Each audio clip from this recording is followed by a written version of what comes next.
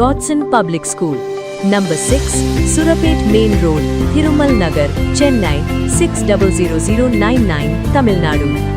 சிவகங்கை மாவட்டம் காரைக்குடி அருகே தனியார் பேருந்து மோதிய விபத்தில் கட்டிட வேலைக்கு சென்ற பெண் ஒருவர் உயிரிழந்ததுடன் 8 பேர் காயமடைந்தனர்.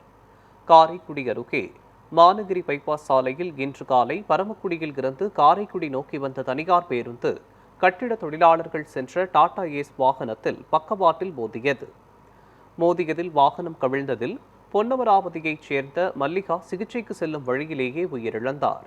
மேலும் காளியம்மாள், சின்னையா, மனோகரன், வெள்ளையம்மாள், ராஜபாண்டி, சுதா உள்ளிட்ட 8 பேர் காயமடைந்து காரைக்குடி அரசு மருத்துவமனையில் சிகிச்சை பெற்று வருகின்றனர்.